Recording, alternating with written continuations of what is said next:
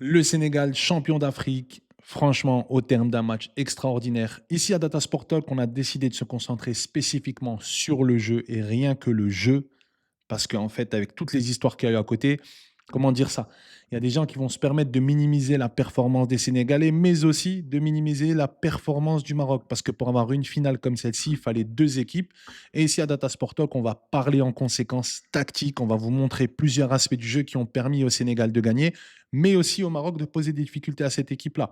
Notamment autour de trois axes. On va se concentrer déjà sur le défi imposé par le Maroc au Sénégal. Ensuite, on va vous montrer comment le Sénégal a réussi à créer cette rupture-là en fait par rapport à cette équipe du Maroc. Et enfin, en dernière partie, on verra comment le Maroc s'est réadapté et surtout comment le Sénégal et Pape Thiaw, respecté ce coach-là, a fait en sorte que le Sénégal puisse prendre l'avantage sur le but de Gueye en prolongation. On oublie tout ce qui s'est passé autour. Ici, c'est que du football, pas de polémique.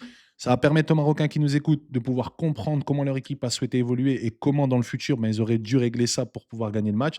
Et aux Sénégalais, de leur redonner les lauriers de leur victoire, parce que je pense que les polémiques, elles sont là aujourd'hui pour atténuer le titre que ces personnes-là ont eu sur le terrain. Et pour moi, c'était un match extraordinaire en termes de tactique. C'est parti, les mecs. Allez, on va commencer l'analyse. Donc ici, classique, hein. 4-4 de losange de chaque côté avec une pointe basse, donc Gay et El Ainaoui pour le Maroc et pour, donc Gay pour le Sénégal. Ici, en fait, ce qui se passe, c'est que ça va être intéressant. On part du principe que le Sénégal a essayé de construire.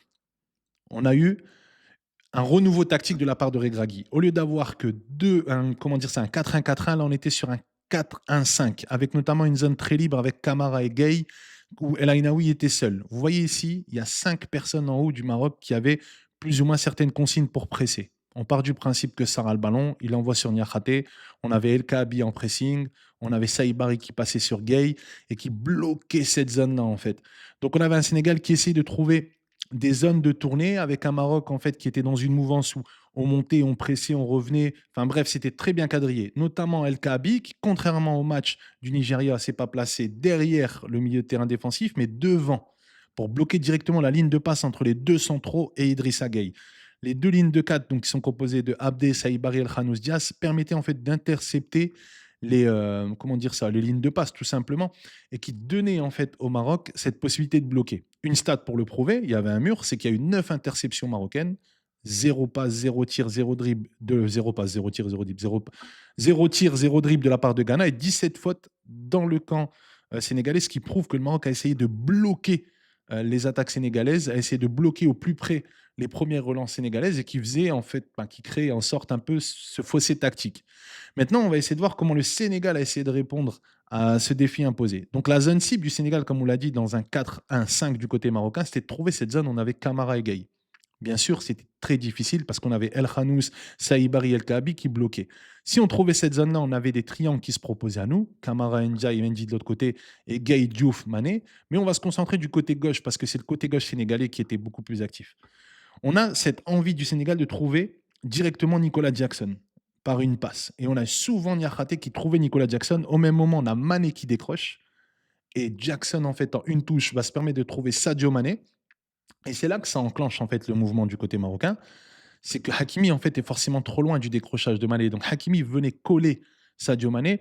Et ce qui crée toute une mouvance de les équipes et qui crée tout un départ d'action qui faisait que le Maroc était souvent dans un retard, notamment El Khanous qui est en retard sur Gay au milieu de terrain, Hakimi qui est en retard sur Mané, mais Diaz qui est en retard sur Diouf, donc qui ouvrait les possibilités à Diouf, et Ndiaye qui se retrouvait en position bien avancée pour pouvoir jouer des 1 contre 1 avec Mazraoui. Donc quand on regarde cette équipe-là, ça a permis, cette méthode-là, de pouvoir trouver Nicolas Jackson ou Mané en profondeur sur une longue passe, très longue passe, ça a permis de monter le bloc de 30 mètres.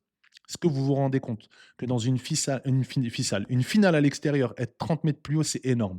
La stat qui le prouve, on a eu 9 dribbles de la part de Sadio Mané et du Sénégal dans la zone du Maroc. On a eu plus de 31 passes longues. 31 passes longues, c'est énorme en termes de data. Et on a eu Gay ici, le numéro 26, pas Idrissa, qui a frappé 4 tirs cadrés sur 5. Donc déjà, c'est énorme en termes d'arrivée et de frappe. Maintenant, on se reconcentre sur ce que le Maroc a proposé pour contrer ce type de jeu. Donc Regragui a essayé de mettre un truc en place et il est passé en 4-2-4.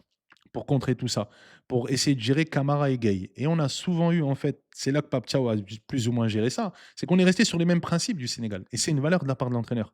C'est qu'on est resté sur du un contre un. El Ainaoui a suivi Gueye en lâchant Camara ou un vice-versa en fonction de Saïbari et de la position d'où il se trouvait.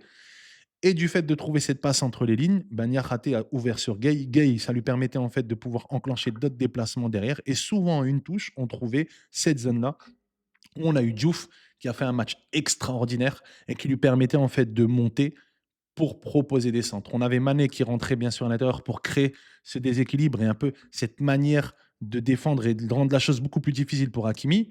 Hakimi, forcément, qui devait sortir sur Diouf et qui avait un temps de retard, donc qui était en isolation. Mané qui restait dans l'axe et on avait toute la mouvance de l'équipe du Sénégal qui montait.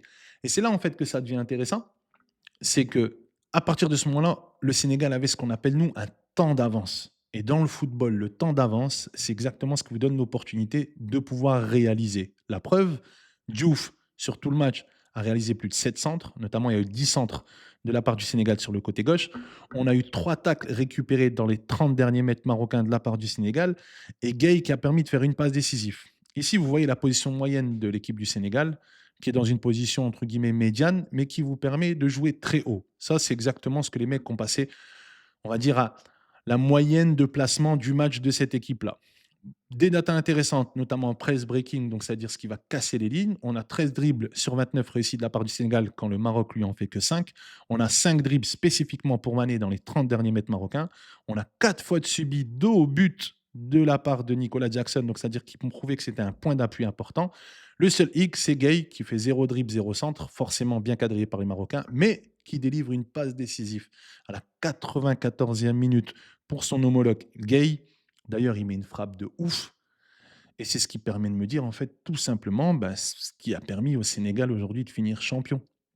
On n'est pas dans de l'analyse d'embrouille ou de bagarre. On est encore une fois dans de l'analyse tactique de comment un Sénégal a trouvé une proposition tactique de la part du Maroc, comment il a trouvé une solution, comment ensuite le Maroc s'est adapté et comment le Sénégal, bizarrement, et c'est la première fois de la Coupe que Pape Thiaw ne change pas trop, même s'il est passé un peu à 3 derrière sur. C'était un 4-3-3, mais des fois ça joue un peu en 3-5-2 quand même. Et j'ai pas voulu mettre ça en avant parce que voilà, ça permettait pas de mettre techniquement d'être rationnel sur la tactique parce que c'était pas un pourcentage de temps intéressant où cette tactique elle a été réalisée parce que voilà, moi à partir du moment où on a une tactique qui s'opère de manière ponctuelle, pas forcément très précise, mais qui permet juste d'exister, c'est pas intéressant de la mettre en data parce elle est pas entre guillemets, elle a pas une véracité par rapport à l'analyse. Et c'est ce qui permet en fait bah, au Sénégal d'être en place, de rester sur ses positions. Là où un Regragui a changé pour répondre au Sénégal. Le Sénégal a imposé son jeu, le Sénégal a imposé sa manière de faire et Sénégal a forcé le Maroc à se soumettre et à gérer et à répondre aux défis imposés. Et c'est sur ça que le Sénégal mérite sa victoire, que le Sénégal mérite sa canne. Bien sûr, l'effet de jeu, le penalty, pas le penalty, mais il faut quand même rendre à César ce qui appartient à César et le titre qui appartient à Pape Thiaw. Dites-moi ce que vous en pensez en commentaire, les gars. On est ensemble. Désolé, hein, c'est un peu fin de journée. Ça trébuche un peu, même dans la manière de parler. Mais dites-moi ce que vous en pensez, les gars. C'est important pour vous. Sénégal Rec et puis la prochaine Coupe d'Afrique. Et à tous les frérots marocains, soyez fiers de votre équipe. Elle a été en finale, elle a proposé quelque chose. Ça n'a pas été comme vous le souhaitiez. Et puis voilà, basta, c'est du football. On passe à autre chose. À un moment, les frères, il faut quand même passer à autre chose. Voilà. Ciao, ciao, les gars. Salut.